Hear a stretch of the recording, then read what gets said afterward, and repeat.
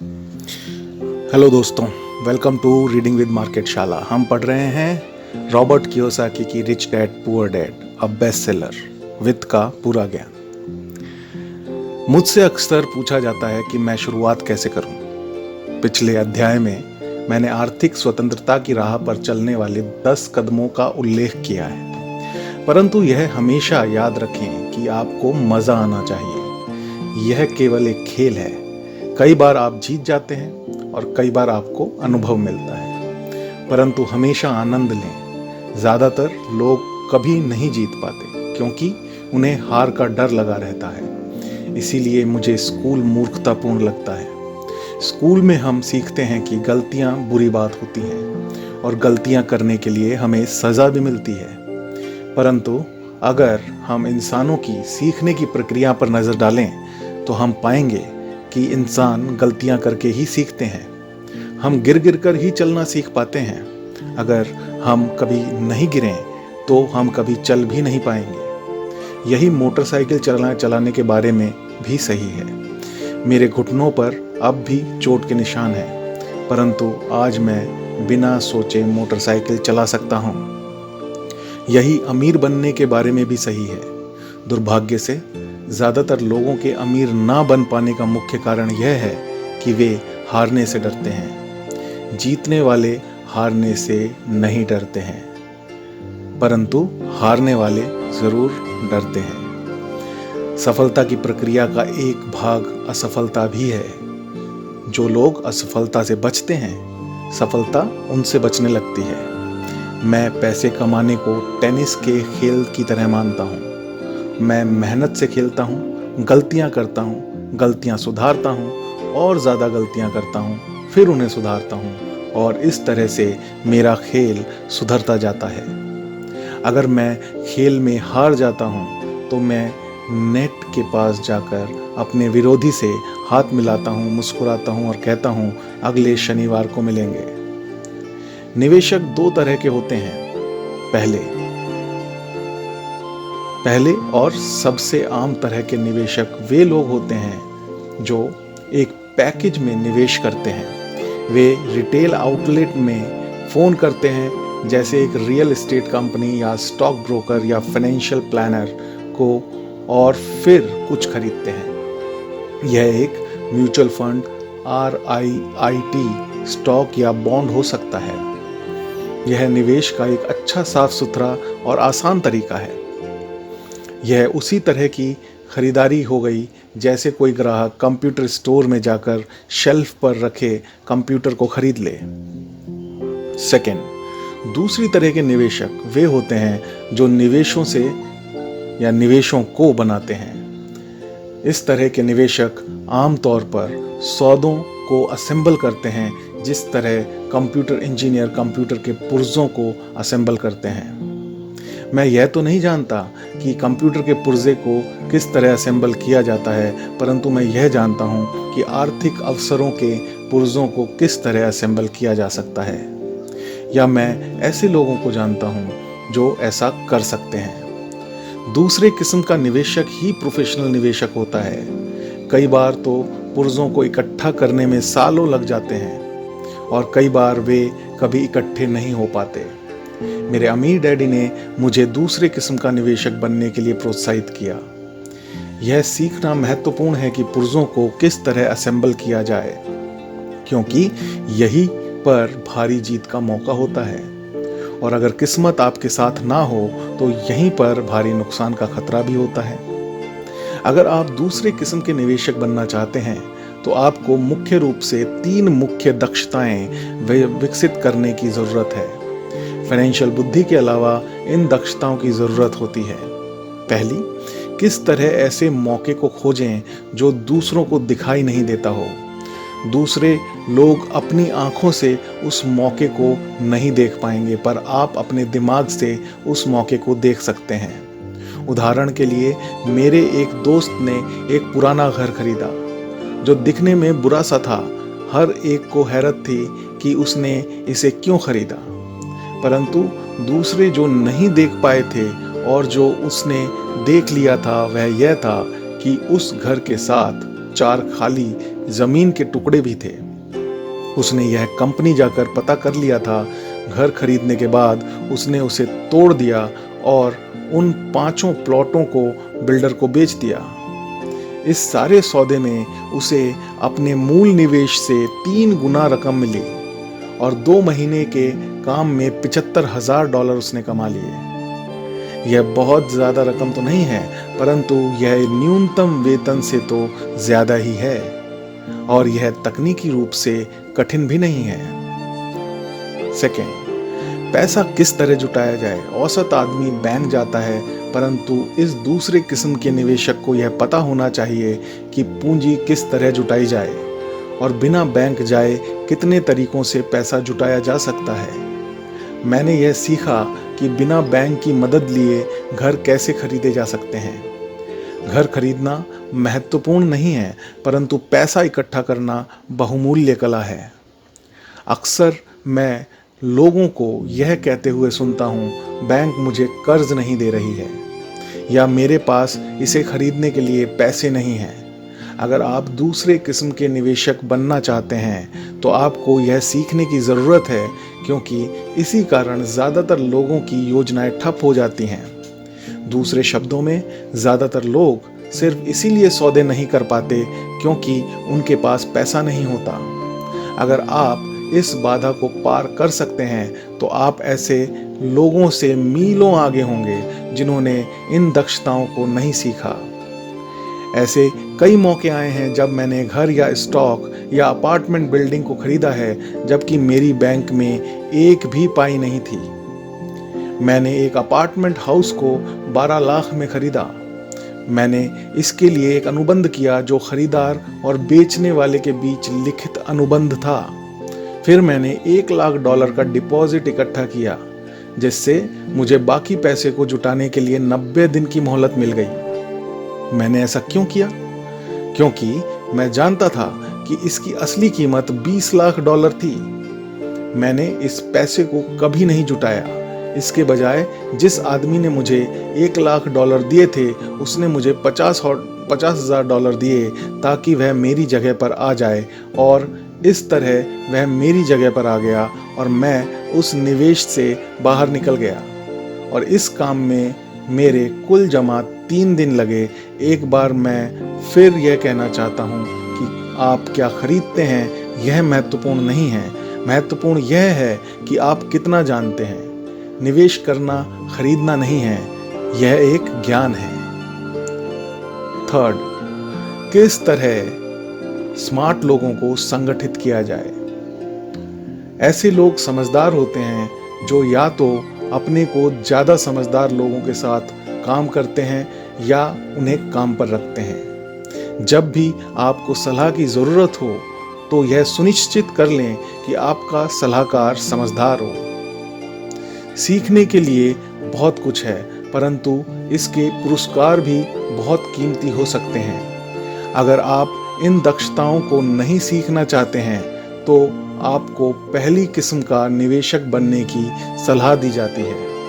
आप जो जानते हैं वही आपकी सबसे बड़ी पूंजी है। आप जो नहीं जानते वही आपका सबसे बड़ा जोखिम है। जोखिम तो हमेशा रहता है, इसीलिए इससे बचने के बजाय इसे मैनेज करना सीखें। सबक 6, सीखने के लिए काम करें, पैसे के लिए काम ना करें। अध्याय 7, सबक 6, सीखने के लिए काम करना चाहिए, ना कि पैसे कमाने के लिए। 1995 में मैंने सिंगापुर के एक अखबार में इंटरव्यू दिया। युवा महिला रिपोर्टर समय पर आ गई और इंटरव्यू तत्काल शुरू हो गया। हम एक आलीशान होटल की लॉबी में कॉफ़ी की चुस्कियां लगा रहे थे और मेरी सिंगापुर यात्रा के उद्देश्य पर चर्चा कर रहे थे। मैं प्लेटफॉर्म पर जिग जिगलर के साथ बैठने वाला था। वे प्रेरणा पर चर्चा करने वाले थे और मैं अमीरों के रहस्य पर बोलने वाला था। एक दिन मैं भी आपकी तरह बेस्ट सेलिंग लेखक बनना चाहती हूँ, उस महिला ने कहा। मैंने उसके कई लेख पढ़े थे और मैं उनसे प्रभावित हुआ था। उसकी लेखन शैली दमदार और स्पष्ट थी। उसके लेखों में पाठकों की रुचि जगाने की क्षमता थी। आपकी शैली बहुत बढ़िया है, मैंने जवाब में कहा। कौन सी चीज आपको अपने सपनों को हकीकत में बदलने से रोक रही है? मेरा काम कहीं का कहीं जाता है, उसने शांतिपूर्ण तरीके से कहा। हर आदमी कहता है कि मेरे उपन्यास बढ़िया हैं, परंतु कुछ नहीं होता। इसलिए मैं अखबार के लिए काम कर रही हूँ। कम से कम इससे मेरा खर्च तो चल जाता है। क्या आप इस बारे में कोई सुझाव देना चाहेंगे? हाँ बिल्कुल, मैंने उत्साह से कहा। सिंगापुर में मेरा दोस्त है, वह एक स्कूल चलाता है जहाँ लोगों को बिक्री संबंधी प्रशिक्षण दिया जाता है। वह सिंगापुर में कई चोटी के कॉरपोरेशंस के लिए सेल्स ट्रेनिंग कोर्स चलाता है और मैं समझता हूँ कि उसके कोर्स में शामिल होने से आपका करियर बहुत ज़्यादा विकसित हो जाएगा। उसका शरीर सख्त हो गया।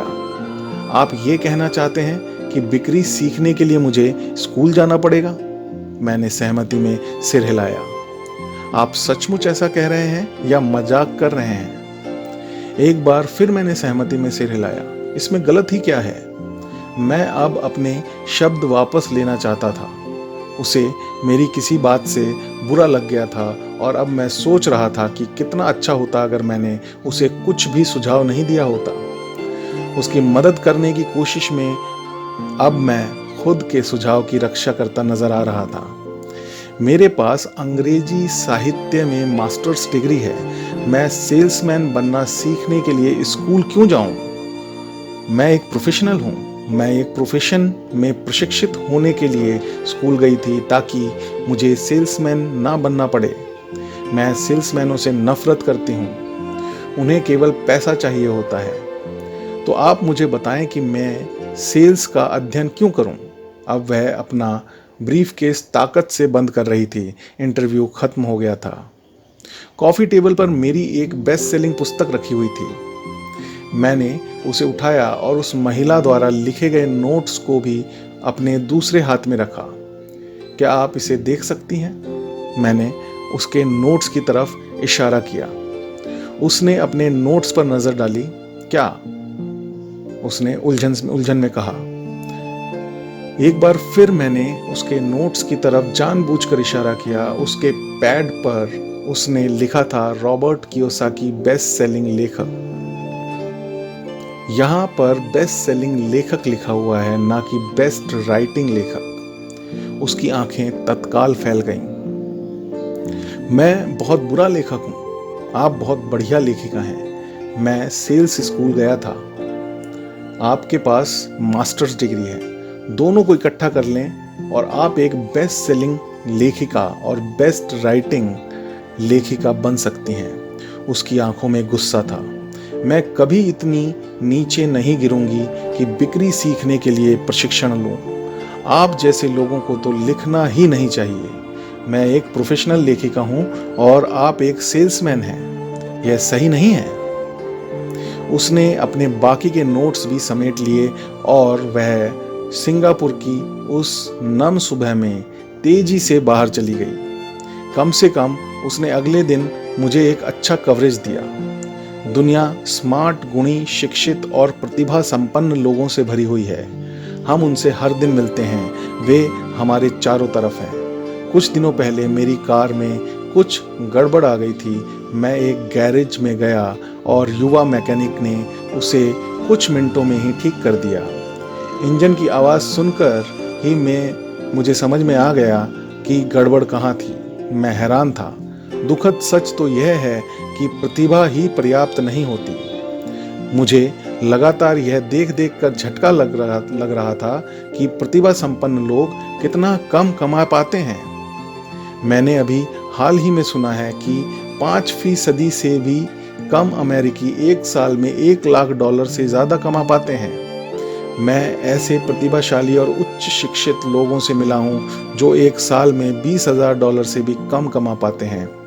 मेडिकल व्यवसाय में विशेषज्ञता रखने वाला एक व्यावसायिक सलाहकार मुझे बता रहा था कि कितने डॉक्टर, दंत चिकित्सक और दूसरे लोग पैसे की समस्या से जूझ रहे हैं। और मेरी सोच यह थी कि एक बार डॉक्टर बनने के बाद तो पैसा उनके घर बरसने लगता होगा। इस व्यावसायिक सलाहकार ने मुझे एक बढ़िया वाक्य दिया, वे भारी दौलत से सिर्फ एक दक्षता दूर है।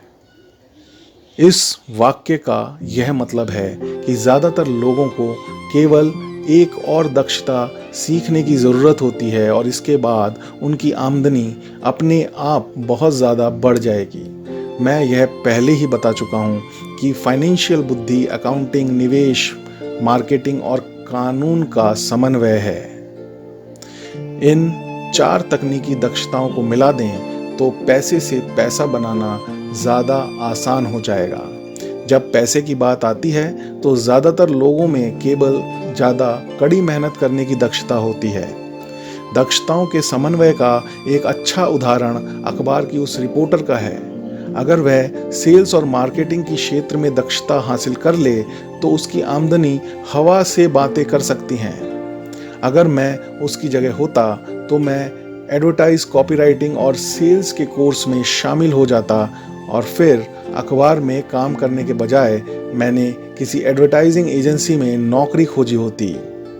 चाहे इस काम में वेतन कम भी मिलता, परंतु इससे वह यह सीख जाती कि सफल एडवर्टाइजिंग में प्रयुक्त होने वाले शॉर्टकट का प्रयोग किस तरह होता है। उसे अपना कुछ समय जनसंपर्क में भी देना होता, जो एक महत्वपूर्ण दक्षता है। वह यह भी सीखती कि मुफ्त प्रचार में किस तरह लाखों कमाए जाते हैं। फिर रातों में और सप्ताहांतों में वह अपना महान उपन्यास पूरा कर सकती थी। जब वह पूरा हो जाता तो वह अपनी पुस्तक को बेचने के लिए ज़्यादा अच्छी स्थिति में होती। फिर कुछ ही समय में वह एक बेस्ट सेलिंग लेखिका हो सकती थी। जब मैंने अपनी पहली पुस्तक if you want to be rich and happy don't go to school छपवाई तो एक प्रकाशक ने यह सुझाव दिया कि मैं शीर्षक को बदल दूं और बदलकर उसे रखूं द इकोनॉमिक्स ऑफ एजुकेशन।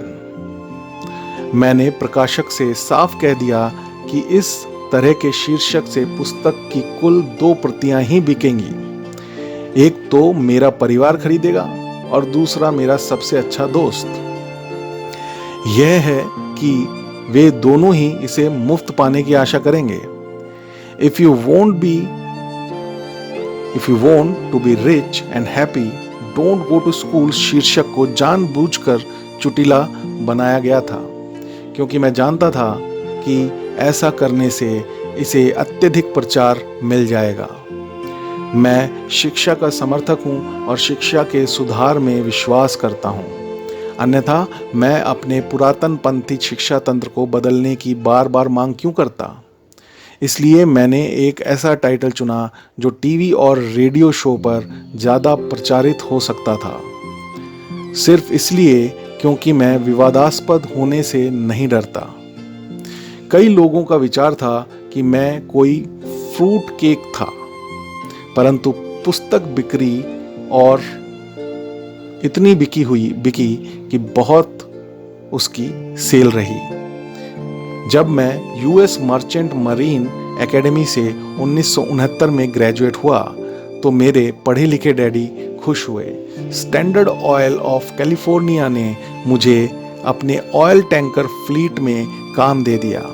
मैं 3rd मेट था और हालांकि मेरी तनख्वाह मेरे सहपाठियों की तुलना में कम थी, परंतु कॉलेज के बाद पहले काम के हिसाब से ठीक थी।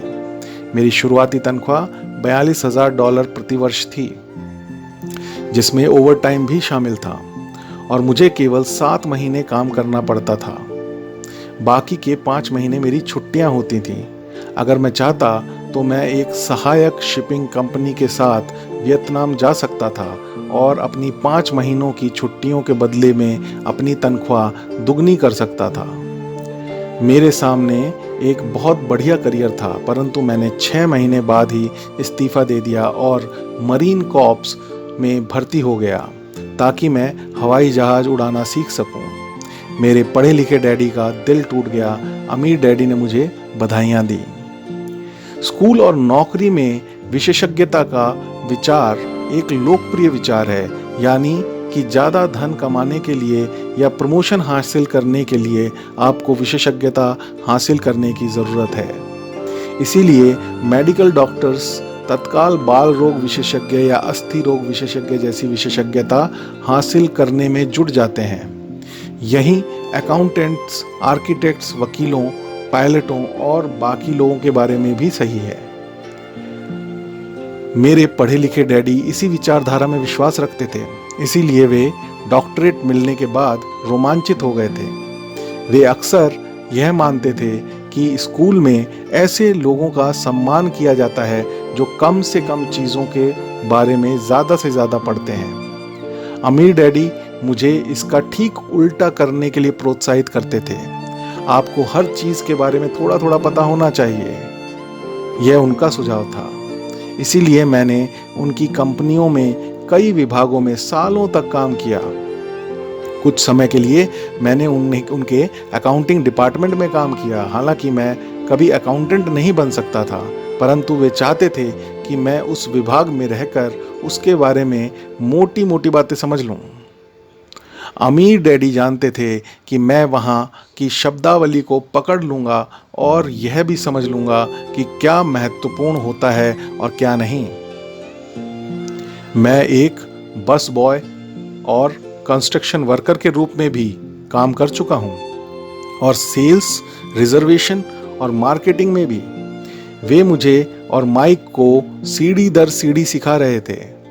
इसीलिए वे चाहते थे कि हम लोगों उनके बैंकर्स, वकीलों, अकाउंटेंट्स और ब्रोकर्स के साथ बैठकों में भाग लें। वे चाहते थे कि हम लोग उनके साम्राज्य के हर पहलू के बारे में थोड़ी बहुत जानकारी रखें। जब मैंने स्टैंडर्ड ऑयल की अच्छी तनख्वाह वाली नौकरी छोड़ी तो मेरे पढ़े लिखे डैडी ने मुझसे दिल खोलकर बातें की।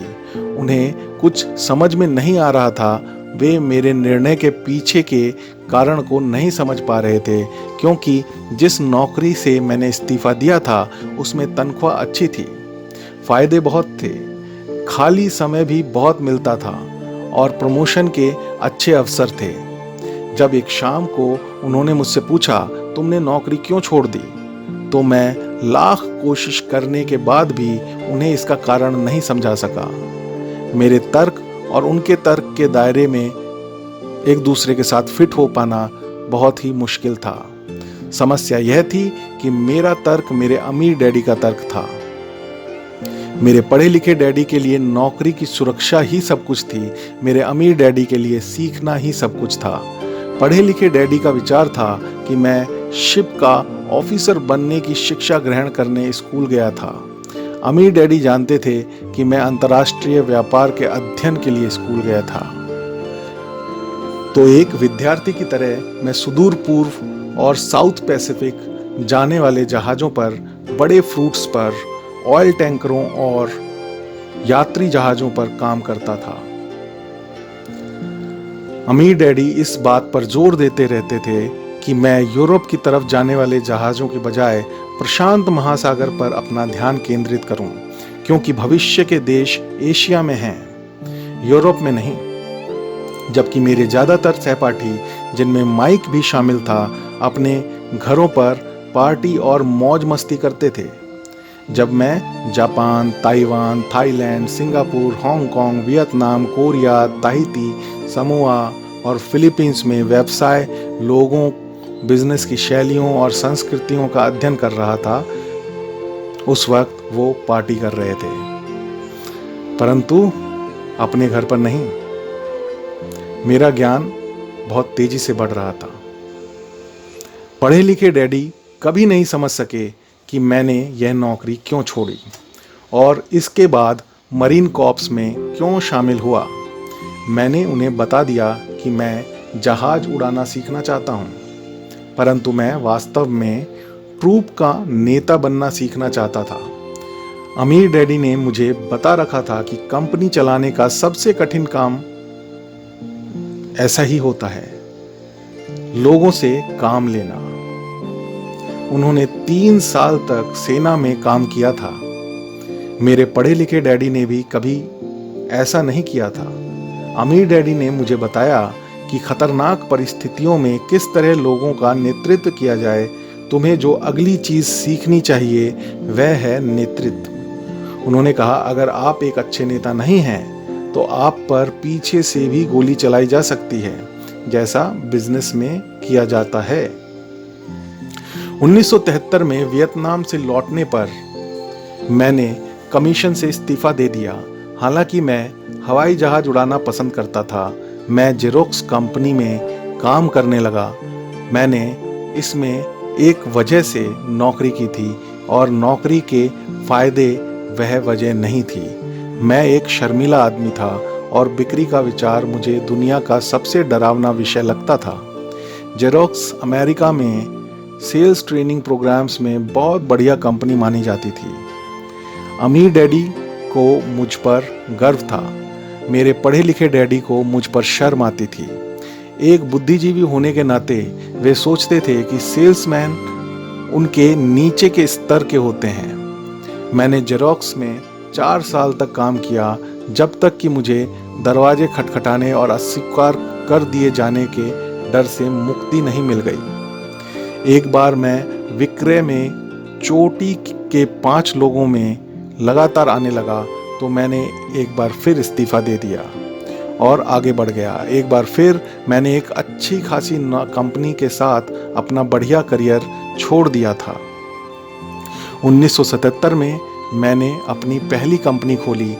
अमीर डैडी ने मुझे और माइक को कंपनियां चलाने का प्रशिक्षण दे रखा था, तो अब मुझे उन्हें स्थापित करना ही सीखना था। मेरा पहला उत्पाद था नायलॉन और वेलक्रो का वॉलेट, जो फार ईस्ट में बनता था और समुद्री जहाज से न्यूयॉर्क में एक वेयरहाउस तक आता था। मेरी औपचारिक शिक्षा पूरी हो चुकी थी और अब मेरे पंखों की मजबूती की परीक्षा का समय था। अगर अब मैं असफल होता तो मैं दिवालिया हो गया होता। अमीर डैडी का मानना था कि 30 साल के पहले दिवालिया होना सबसे अच्छा होता है, आपके पास संभलने का मौका होता है। उनकी सलाह थी। मेरे 30वें जन्मदिन की शाम को मेरा पहला शिपमेंट कोरिया से न्यूयॉर्क के लिए रवाना हुआ। आज मैं अंतर्राष्ट्रीय स्तर पर बिजनेस करता हूं और जैसा मेरे अमीर डैडी मुझे प्रोत्साहित किया करते थे, मैं विकासशील देशों पर ध्यान केंद्रित करता हूं। आज मेरी निवेश कंपनी दक्षिण अमेरिका, एशिया, नॉर्वे और रूस में निवेश करती है। एक कहावत है, जॉब एक संक्षिप्त रूप है जस्ट ओवर ब्रोक का, और दुर्भाग्य से यह करोड़ों लोगों के लिए सही साबित होता है, क्योंकि स्कूल यह नहीं समझता कि फाइनेंशियल